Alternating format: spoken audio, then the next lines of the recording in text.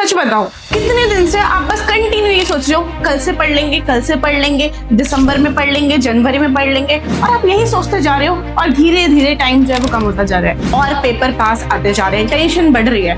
और ये सारी चीजें होंगी समय के साथ में। क्यों? क्योंकि अब तो 2026 आ गया, 1 तारीख आ चुकी है और अभी भी कुछ बच्चों का सिलेबस कंप्लीट नहीं है। अब सुनो बेटा, मैंने क्या किया, कुछ बच्चों से बात की, कुछ बच्चों ने मुझे बताया कि हमारा सिलेबस पूरा हो चुका है, लेकिन ना हमें कॉन्फिडेंस नहीं आ रहा। कुछ बच्चों से बात की जिन्होंने बोला कि हमारा आधा सिलेबस कंप्लीट हुआ है, उसके बाद में चीजें हमें समझ नहीं आई थी, हाफ ईयरली के बाद में तो हम कुछ कवर ही नहीं कर पाए। कुछ बच्चे ऐसे भी हैं जिन्होंने बोला कि दीदी हमें ना चैप्टर्स आते ही नहीं है। लिटरली मैं बता रही हूँ, उन्होंने मुझे बोला कि हमें सिर्फ और सिर्फ लाइफ प्रोसेस आता है और कुछ नहीं आता, या फिर हमें सिर्फ आर एनवायरमेंट आता है, मतलब 5 नंबर का एक चैप्टर आता है और कुछ भी नहीं आता। तो मैंने उन सारे बच्चों से बात करने के बाद में डिसाइड किया कि मैं आप सभी के लिए 15 डेज चैलेंज लेके आऊंगी। अब पूरा इस वीडियो में समझते हैं क्या क्या होने वाला है, कैसे कैसे हम सिलेबस कवर करेंगे, और बेटा बिल्कुल पेपर तक मैं आपके साथ बनी रहूंगी, आपका पूरा सिलेबस कवर कराऊंगी। सो हेलो एवरीवन, मैं लक्ष्मी मैम, आपकी साइंस टीचर। बेटा शुरू करते हैं फटाफट से। इसका नाम कमबैक क्यों रखा है? कमबैक इसलिए रखा है क्योंकि अब तो कमबैक करना ही पड़ेगा, अब कोई ऑप्शन ही नहीं है आपके पास में। समझते हैं इसमें क्या चीजें हैं। तो हर दिन एक फिक्स टारगेट होगा आपके पास में, ठीक है। इन 15 डेज में आपके पास में एक फिक्स टारगेट होगा, जो कि मैं आपको बताऊंगी कि भाई आपको ये चीज आज पढ़नी है। आपको कुछ अपनी तरफ से सोचना ही नहीं है, कुछ नहीं पता करना कि कौन सा चैप्टर ज्यादा नंबर का आता है, कौन कम नंबर का आता है, कौन से क्वेश्चन आते हैं, मैं आपको बताऊंगी। आपको सिर्फ ब्लाइंडली ट्रस्ट करना है, उस चीज को पढ़ना है। दूसरी चीज, कोई अननेसेसरी थ्योरी हम नहीं पढ़ेंगे। भाई चैप्टर में बहुत सारी चीजें होती हैं, लेकिन वो सारी की सारी चीजें आती थोड़ी ना है पेपर में, तो हमें बिल्कुल भी अननेसेसरी चीजें नहीं पढ़नी है। मैंने एकदम प्रॉपर शॉर्ट नोट्स बनाए हैं, जिन्हें पढ़ने के बाद में उसी में से क्वेश्चंस आने वाले हैं आपके।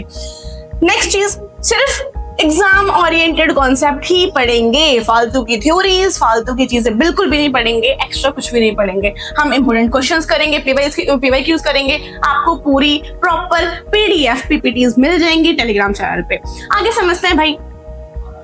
अगली चीज, आपको जो नोट्स मिलेंगे वो कैसे मिलेंगे मैं समझा देती हूँ, एक बारी देख लो।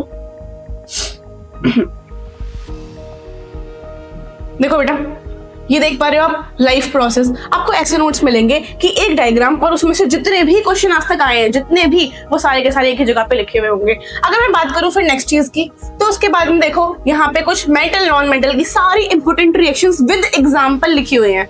इस तरीके से आप पेपर में जो भी पूछे जाएंगे इसमें से क्लियर हो जाएगा।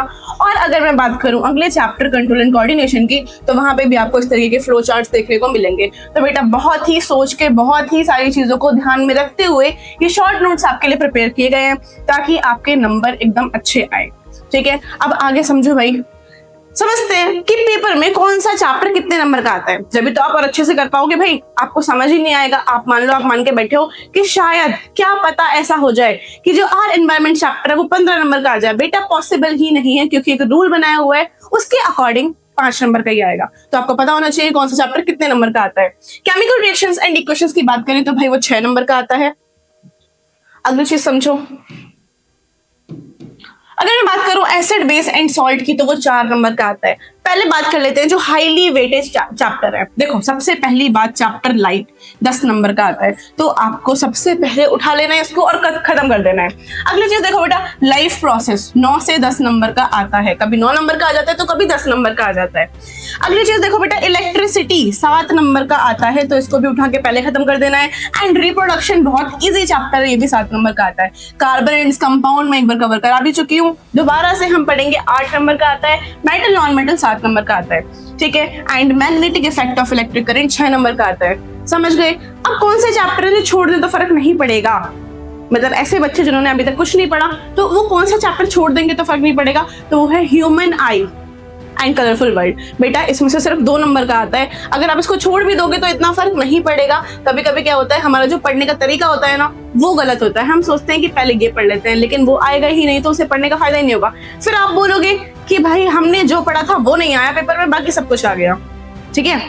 तो ये पता होना चाहिए। अगली चीज देखो, अब होगा क्या, हम करेंगे रैपिड रिवीजन। रैपिड रिवीजन का मतलब क्या है कि हम एक चैप्टर को मैक्सिमम 40 to 50 मिनट में कवर कर देंगे, ताकि बाकी का टाइम उसको याद करने में और क्वेश्चन प्रैक्टिस करने में आप दे पाओ, फालतू में आपका टाइम वेस्ट ना हो, ठीक है।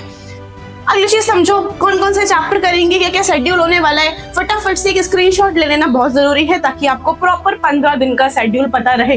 भाई आपको अब वो नहीं करना कि आप बस ना ऐसे लगे हुए हो आप ना ऐसे रजाई कंबल के अंदर बैठे हुए हो और बस ऐसे सोते सोते पढ़ रहे हो। नहीं भाई, एक्टिव हो जाओ, एकदम वॉरियर की तरह काम करो। ये लास्ट टाइम है, अब आपको करना ही पड़ेगा, ठीक है। अगर अभी आप नहीं करोगे तो आप रिग्रेट करोगे।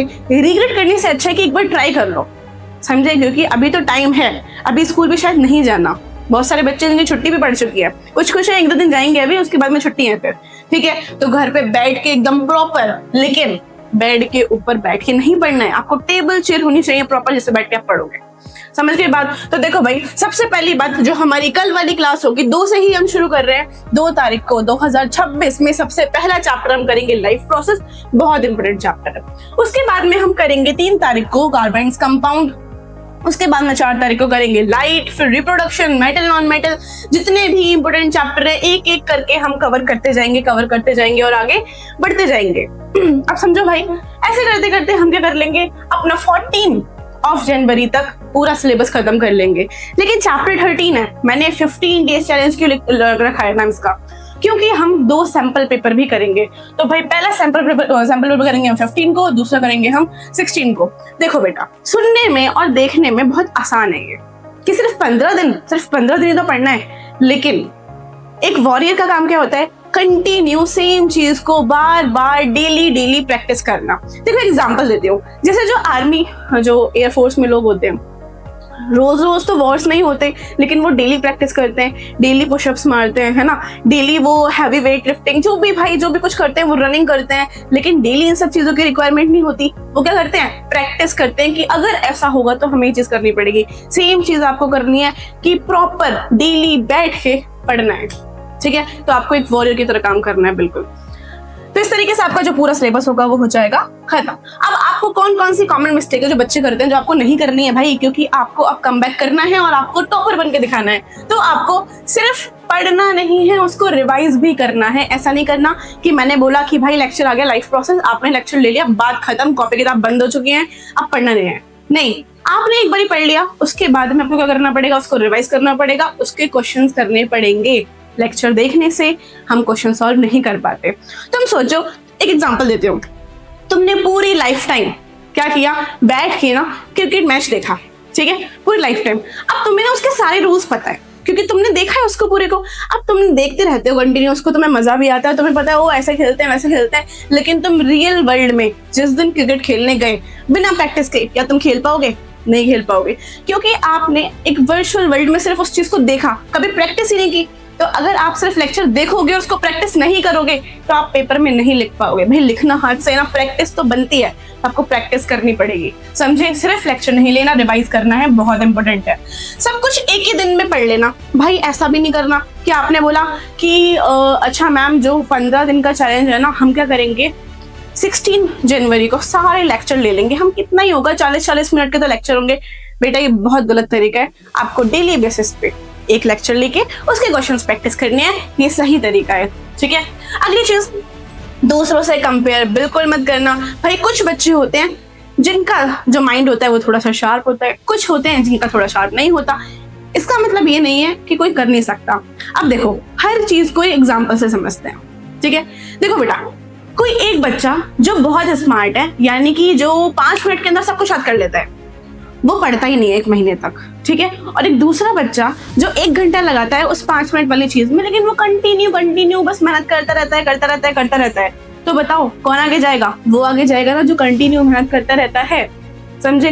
तो आपको ना ये सारी चीजें पता तो है, आपको पता है कि क्या करना होता है, कैसे करना होता है, कौन सी चीज अच्छी कौन सी चीज बुरी है, लेकिन प्रैक्टिकली बस आपको इस बार ये चीजें करके दिखानी है, समझ गए। तो दूसरों से कंपेयर नहीं करना, अपने आप से करो कि भाई आज हमने इतना किया, बात खत्म, ठीक है। अगली बात अगर मैं करूं तो बस आपको पढ़ना है अच्छे से, ठीक है। और भाई कल की क्लास में मिलेंगे आप लोगों से, एकदम फुल मोटिवेशन के साथ में आना। एक छोटी सी नई कॉपी खरीद लो जिसमें रैपिड रिवीजन के आपके पास प्रॉपर नोट्स होने चाहिए। और जिन बच्चों को लगेगा कि भाई नोट्स लिखने से टाइम वेस्ट होता है, बेटा टाइम वेस्ट नहीं होता। अगर आप हर चीज को टाइम वेस्ट मानोगे तो आप पेपर में जाके लिखोगे नहीं ना, आप बोलोगे लिखना क्यों है, टाइम वेस्ट होता है। समझे? तो ऐसा नहीं करना है, आपको लिखना पड़ेगा भाई। एक कॉपी बनाओ, छोटी सी खरीद लो, 50 रुपए की, 60 रुपए की, उसमें लिखना शुरू कर दो। हर रैपिड रिवीजन के जो होंगे आपके नोट्स वो आपको लिखने हैं। और मैं बार बार सेम चीज बोल रही हूँ कि इस बार पीछे नहीं हटना। इस बार क्या करना है, अपना जो कंफर्ट जोन है उससे बाहर निकलना है और कम बैक करना ही करना है। ठीक है, तो भाई बस कल वाले लेक्चर में मिलते हैं फुल मोटिवेशन के साथ में। एंड जय हिंद, जय भारत।